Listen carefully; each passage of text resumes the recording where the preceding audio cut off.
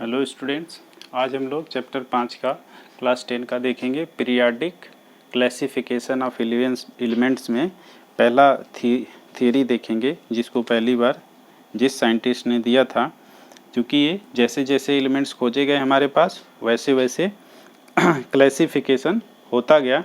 तो इसमें जो सबसे पहले क्लासिफिकेशन दिया था, जिस टाइम की हमारे पास बहुत कम एलिमेंट्स की खोज हुई थी, तो उसमें जो पहला था ये 1817 में ईयर में हुआ था।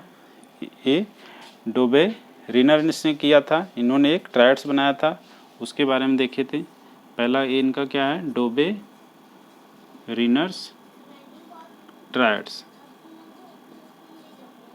ट्रायड्स मतलब तीन तीन के, ये तीन तीन के ग्रुप में होंगे। तो इन्होंने क्या बनाया था कि जैसे कि इन्होंने जो एलिमेंट उस टाइम तक पाए गए थे, तो उन्होंने देखा था कि यदि इनको तीन तीन के ग्रुप में रखा जाए तो इनकी जो कैरेक्टरिस्टिक्स है वो क्या होंगे, लगभग सेम होंगे। तो चूँकि उस टाइम तक बहुत कम एलिमेंट्स थे, इसलिए उनके लिए तो ये थियरी उस टाइम तक के लिए ठीक थी। लेकिन जैसे जैसे और एलिमेंट्स ढूंढे गए, ये थियरी फेल हो गई। फिर उसके बाद दूसरी थियरी आना शुरू हो गई। तो इसमें 1817 में डोबे रिनर्स ट्रायड्स बनाए थे। इन्होंने बताया था कि जो कुछ एलिमेंट्स हैं, जैसे कि हम लिथियम को ले लें, सोडियम को ले लें और पोटेशियम को ले लें। तो ये क्या है, लिथियम है, सोडियम है, पोटेशियम है, कैल्शियम है, सीजियम है, बेरियम है, और इसी तरह से क्लोरीन है, ब्रोमीन है, आयोडीन है। तो इन्होंने क्या बनाया, ट्रायड बनाया। ट्रायड का इसको क्या बोलते हैं, इन्होंने जो बनाया था ये तीन तीन की कैटेगरी में हो गए। Lithium, sodium, potassium. तो इस तरह से ट्रायड बनाया था कि इसमें जो एलिमेंट्स इस ट्रायड्स में आएंगे उनके करेक्टर क्या होंगे, सेम होंगे, और उनका जो एटॉमिक मास होगा वो बढ़ता हुआ होगा। जैसे यदि हम इसमें देखें, एटॉमिक मास यहाँ लिखते हैं इनका यदि एटॉमिक मास लिखें तो जैसे 6 पॉइंट इसका 9 है, लिथियम का, सोडियम का 23 है और पोटेशियम का 39 है। तो हम देखते हैं कि ये जो सीरीज बनाते हैं ये क्या है, इंक्रीजिंग एटॉमिक मास है, इंक्रीजिंग एटॉमिक मास। तो ये मास, एटॉमिक मास क्या है, इंक्रीजिंग ऑर्डर में है। और इस तरह से उनने ट्रायड बनाया था कि इनके जो करेक्टरिस्टिक होंगे ये क्या होंगे, सेम होंगे, इनके सेम होंगे, इनके सेम होंगे। तो उस टाइम तक कुछ ही एलिमेंट्स खोजे गए थे, इसलिए जो है कि उस टाइम तक ये ट्रायड कुछ एलिमेंट्स की क्वालिटी बता दिया कि ग्रुप, जैसे हमने क्लासिफिकेशन किया था, क्लासिफिकेशन का क्या मतलब हो गया कि हम एक ग्रुप में जो चीज़ें रखेंगे वो ग्रुप कैसा होगा, सेम करेक्टरिस्टिक्स वाले एलिमेंट्स उस ग्रुप में आएंगे। जैसे हम ग्रुप ए बी सी बनाते हैं अभी, तो इसमें क्या होगा, जैसे हमने यदि हम ग्रुप ए एलिमेंट्स ले लें, हम क्या कर रहे हैं, ग्रुप ए एलिमेंट्स, हम एलिमेंट्स का क्लासिफिकेशन करना है इस पूरे चैप्टर में। जो एलिमेंट्स आएंगे कैसे क्लासिफाई करेंगे उनको हमें यहीं देखना है। तो अब हम ग्रुप ए में ले लें, इसी तरह से 2-3 ग्रुप बना लें। ग्रुप बी एलिमेंट्स, इसी तरह से जो ग्रुप बी एलिमेंट्स आएंगे, इसी तरह ग्रुप सी एलिमेंट्स,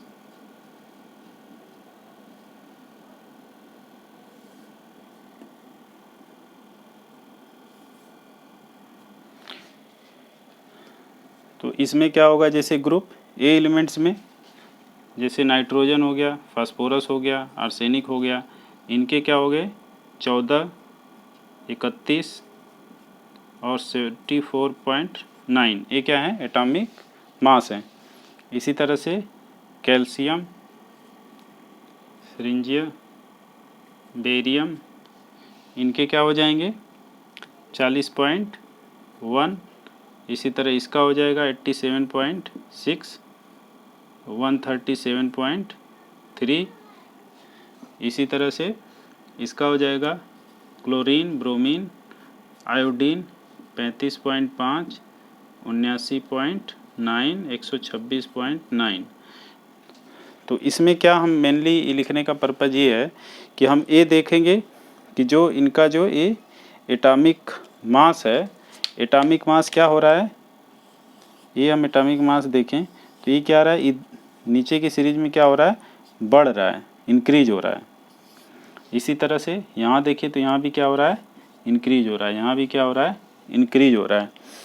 तो जो डोवेनियर ट्रायड्स बनाए थे, इस तरह से उन्होंने ट्रायड्स बनाया था कि जो सेम कैटेगरी के एलिमेंट्स होंगे वो क्या होंगे, बढ़ते हुए एटॉमिक मास के एटॉमिक मास की में होंगे, एटॉमिक मास उनका बढ़ता हुआ होगा और उनके कैरेक्टर क्या होंगे, सेम होंगे।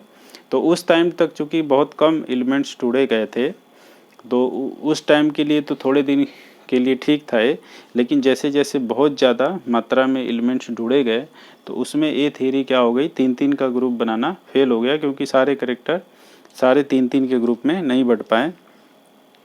तो इस तरह से नेक्स्ट थ्योरी आती है इसमें। तो अब इसके बाद हम क्या देखेंगे, नेक्स्ट वाला जो ऑक्टेव वाला था।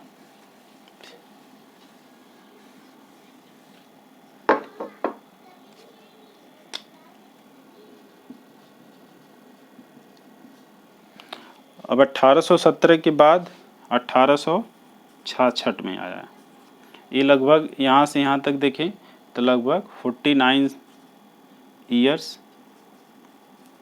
के बाद जो हैं, तब तक हमारे पास बहुत सारे एलिमेंट्स आ गए थे। तो 49-50 सालों में तो उसके आधार पे एक नई थ्योरी आई, उसको बोलते हैं Newlands law of octaves.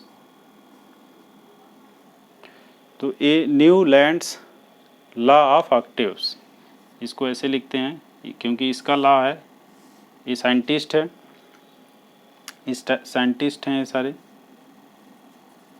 Scientist ने ये थ्योरी दिया था, इसलिए इन्हीं के नाम पे Newlands law of octaves. Octaves का मतलब 8वां होता है, 8। इसको हम देखेंगे कि 8 कैसे होता है। तो इसमें ये बताया गया था कि जो जितने एलिमेंट्स हमने अब तक पाए हैं, तो उसमें क्या होगा कि जैसे कि पहला होगा, हम उसको अरेंज कर देंगे पहले से लेकर के जब तक ये पाया गया। तो एटॉमिक जो मास होगा लोवेस्ट से, जैसे हम करते हैं 1, 2, 3, 4, 5, 6 एंड सो ऑन, मान लेते हैं 56 तक, जो क्या था, थोरियम था, और 1 नंबर पे क्या था, हाइड्रोजन था। अब हमने क्या किया कि इसको जो एटॉमिक मास था इसका, हाइड्रोजन का क्या है एटॉमिक मास, जो पहले नंबर पे है, इसका एटॉमिक क्या है, लोवेस्ट एटॉमिक मास। और जो ये लास्ट वाला था थोरियम, ये क्या था, highest atomic mass.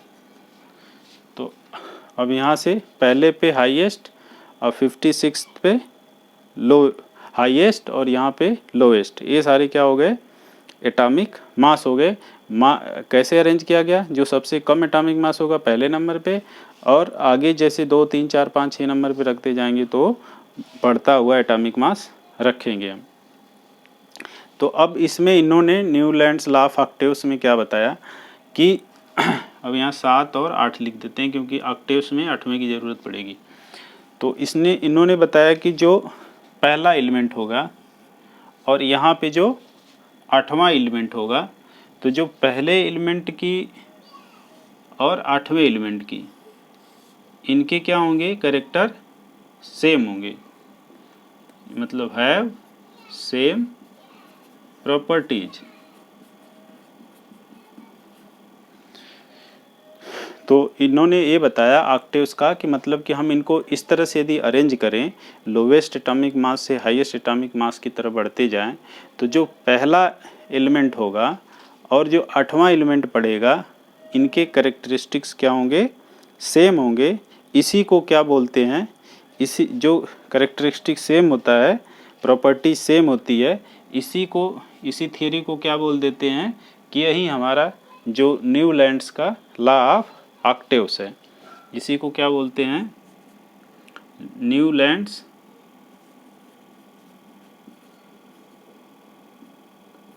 Law of octaves.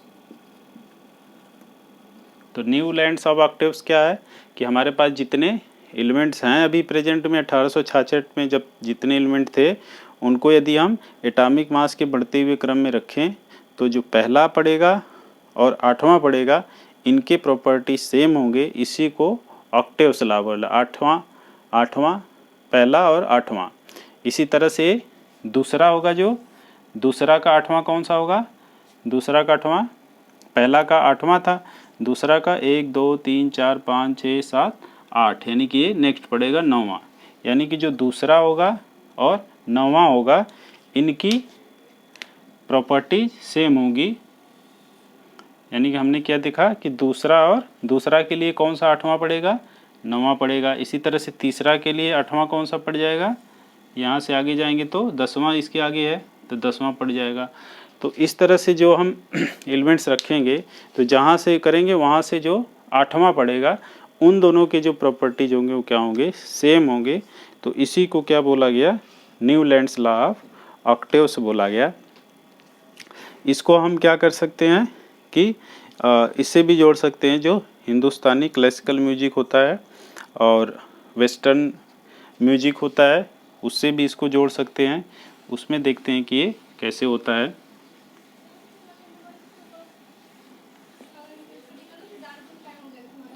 अब इसमें क्या देखेंगे, जैसे कि सा, देखिए ये हिंदुस्तानी है, जैसे हम क्या करते हैं, सा रे ग म प ध नि सा। तो इसमें क्या हो गया, पहला हो गया, दूसरा, तीसरा, चौथा, 5वां, 6वां, 7वां और ये 8वां। 8वां क्या हो जाता है, ये नोट सेम हो जाते हैं। पहला जो नोट है इसको नोट बोलते हैं, जो सा बोलते हैं, ये क्या है, नोट है। रे ये क्या है, नोट है। तो ये पहला नोट, दूसरा नोट, तीसरा नोट, ये नोट है सारे। तो हम देखते हैं कि जो पहला नोट है, 8वां नोट है, क्या है, ये सेम है। ये दोनों क्या हो गए, सेम। पहला और 8वां सेम है, यानी कि सा नोट्स जो हैं फिर 8वें पे पहुंच के फिर सा रे ग म प ध नि सा। तो ये क्या हो गया, ये सारे नोट्स सेम हो गए। तो ये दोनों नेट सेम हो जाए, जैसे उसमें 8वां एलिमेंट्स क्या होता था, सेम प्रॉपर्टीज का मिल जाता था। इसी तरह ये म्यूजिक है, म्यूजिक की क्या प्रॉपर्टी हो गई, इसमें जैसे सा, फिर 8वां में क्या मिल गया, सा, हम रे पे चले, रे, फिर यहाँ पे 9वें पे क्या आ जाएगा, रे। तो इसका जो रे है ये क्या है, दूसरा वाला किस पे चला जाएगा, जो नेक्स्ट शुरू होगा यहाँ से, इसका दूसरा वाला फिर 8वें पे यहाँ चला जाएगा। इसी तरह से तीसरा वाला क्या, रे ग, ये क्या है, 10वां वाला। इसी तरह से ग वाला किस पे चला जाएगा, ग पे चला जाएगा। यहाँ से गिनेंगे तीसरे से तो ये 10वां क्या हो जाएगा, 8 आएगा। तो इस तरह से हम इसमें देखेंगे कि जैसे नोट्स हर 8वां नोट्स सेम हो जाता है, उसी तरह से जब हम एलिमेंट्स का क्लासिफिकेशन करते हैं तो उसमें भी क्या होता है कि जो 8वां एलिमेंट्स होता है, वो जो पहले एलिमेंट्स के जो प्रॉपर्टीज होती हैं वो सेम होती हैं। इसी को यदि हम कंपैरिजन करें वेस्टर्न म्यूजिक से, तो वेस्टर्न म्यूजिक में क्या है, ये क्या है, क्लासिकल म्यूजिक है अपने हिंदुस्तान का। इसी तरह से हम यदि वेस्टर्न म्यूजिक की बात करें तो उनका भी इसी तरह से आता है कि जो हर 8वां नोट्स होता है वो सेम हो जाता है। इनका होता है डू, रे, मी, फा, सो, ला, टी और डू। तो ये क्या हो गया, पहला, दूसरा, तीसरा, चौथा, पांचवा, छठवां, सातवां, आठवां। ये क्या हो गया, पहले की जो प्रॉपर्टीज होगी ये 8वें से सेम हो गई। इसी तरह दूसरे की क्या हो जाएगी, इधर 9वें पे आएगी। और ये क्या आएगा, रे, लेकिन ये दूसरे से गिने तो क्या पाएगा, 8वां पाएगा। यदि तीसरे से चलेंगे तो हम क्या पा जाएंगे, 10वां। रे के बाद क्या आ जाएगा, मी आ जाएगा। तो हम देखेंगे कि हर 8वां जो, जैसे इसमें नोट्स 8वां सेम होता है, उसी तरह से जो न्यूलैंड्स लॉ ऑफ ऑक्टेव्स था उसमें भी हर 8वां जो एलिमेंट्स होता है उसकी जो प्रॉपर्टीज होती है वो क्या होता है, सेम होता है। तो ये इस बेस पे कंपैरिजन किया जा सकता है कि उनका जो हर 8वां एलिमेंट्स होता है सेम हो जाता है। तो हम इसमें जो है कि एक दिया गया है कि जैसे कि सा रे ग म प ध नि सा के आधार पे यदि हम इसको जो एलिमेंट्स हमारे अब तक पाए गए थे, उस टाइम तक कितने थे, 56 एलिमेंट्स जब इस समय तक पाए गए थे, जो 40-50 सालों बाद 1817 के। तो उसके बाद जो है कि तो उसमें एलिमेंट्स का एक क्लासिफिकेशन किया गया है। तो उस एलिमेंट्स के क्लासिफिकेशन से अब हम देखेंगे कि 1866 में जब तक 56 एलिमेंट आ चुके थे तो उनका एक क्लासिफिकेशन किया गया और उस क्लासिफिकेशन के बेस पे बताया गया कि कैसे ये 8वां एलिमेंट सेम होता है। तो उसका हम एक चार्ट अलग से बनाएंगे ऑक्टेव्स वाला, कि उस चार्ट के बेस पे समझेंगे कि क्या ये थ्योरी सही हो गई या और एलिमेंट्स खोजे गए तो ये भी थ्योरी फेल हो गई। तो इसको हम क्या देखेंगे, अब अगले वीडियो में करते हैं इसको। Thank you.